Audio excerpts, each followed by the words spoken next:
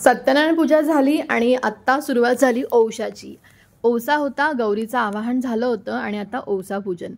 हाय friends, नमस्कार। मी Preetal and welcome to my channel ज्याचं नाव आहे प्रीतल्स व्लॉग।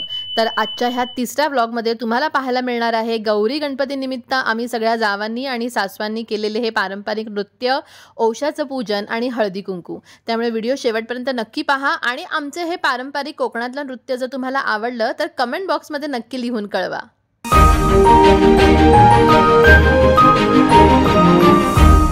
दरवर्षीप्रमाणे मी या वर्षी सुद्धा औसाची पूजा बाप्पाच्या समोर बसून केली। मला औसा पूजनाला खूप आवडतं, खूप मस्त वाटतं। वेगवेगळ्या 5 प्रकारची वेगवेगळी पानं आणायची, त्याच्यावर वस्त्र, हळद, कुंकू, अक्षता आणि विविध प्रकारच्या भाज्या, कडधान्य हे सगळं त्या पानांवर ठेवून मग हा औसा आपला भरायचा।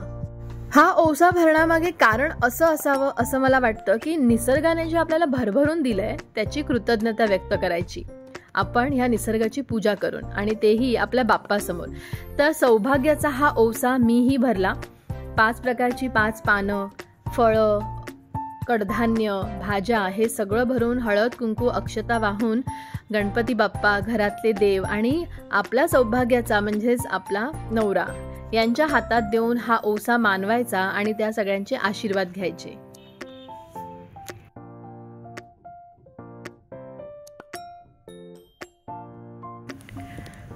सगळ्यांच्या हातात औसा दिल्यानंतर, त्यांचा आशीर्वाद घेतल्यानंतर तुळशी मातेकडे हा औसा ठेवायचा आणि तुळशी मातेचाही आशीर्वाद घ्यायचा।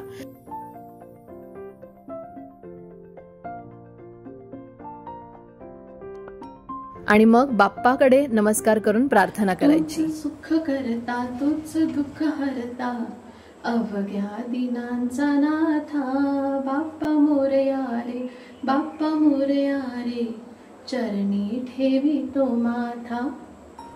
गौरी पूजनाच्या दिवशी सकाळी औसा झाल्यानंतर सगळ्यांच्या घरी संध्याकाळी हळदी कुंकू होतं।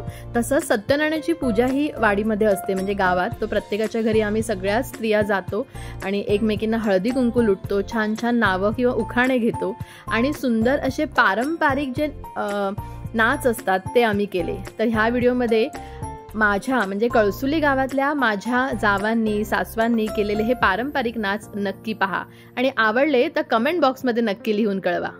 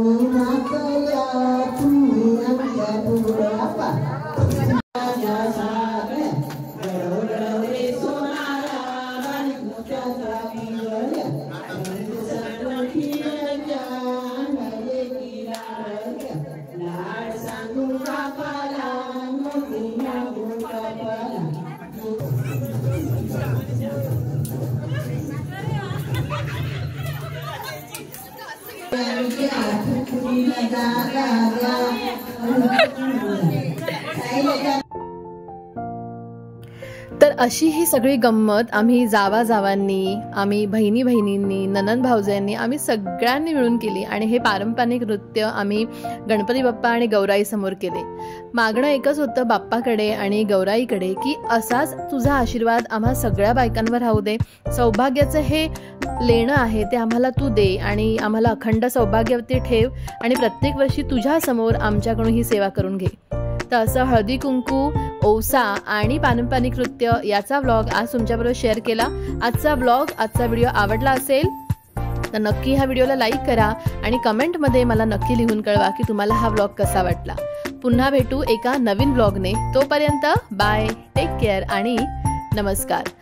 पण जाण्यापूर्वी चॅनलला सबस्क्राईब केलं नसेल तर नक्की सबस्क्राईब करा आणि येणाऱ्या नवीन व्हिडिओचं नोटिफिकेशन मिळण्यासाठी बेल आयकॉनला क्लिक करा.